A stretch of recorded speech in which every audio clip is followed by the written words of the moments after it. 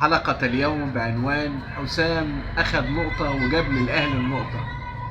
مباراة رائعة لعبها النادي المصري تحت قيادة المدرب الواعي الفاهم الكابتن حسام حسن. لعب النهاردة المصري بخطة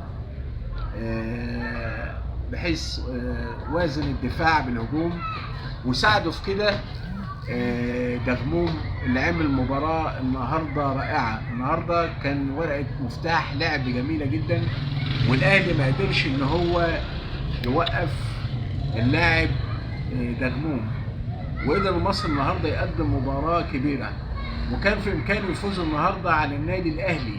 كذا فرصة النهاردة لو كان المصري خطفها كان فوزنا على النادي الأهلي. إنما نقدر نقول برضو للنادي المصري مبروك على نقطة مش وحشة من النادي الأهلي، والنقطة دي جننت جماهير النادي الأهلي. كان نفسهم يفوزوا النهاردة المباراة بأي طريقة، حتى في آخر المباراة لعيبة الأهلي وجهازه الفني خرجوا عن شعورهم بالكامل، تخلوا عن الروح الرياضية. إنما النهاردة حسام حسن أدار المباراة بحكمة، وقدر إن هو يغلق مفاتيح النادي الأهلي، وقدر يلعب بطريقة جيدة يوازن ما بين الهجوم والدفاع.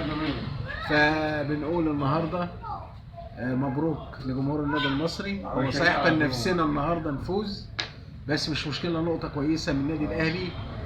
يعني النقطة دي خلتهم بصراحة فاقدين توازنهم، فاحنا بنقول مبروك للنادي المصري، وبإذن الله المباراة القادمة مع حسام حسن هتشوف مصر جديد جدا جدا. النهارده برضو ما ننساش نشكر جاد، النهارده تألق في كذا كورة وعمل مباراة رائعة.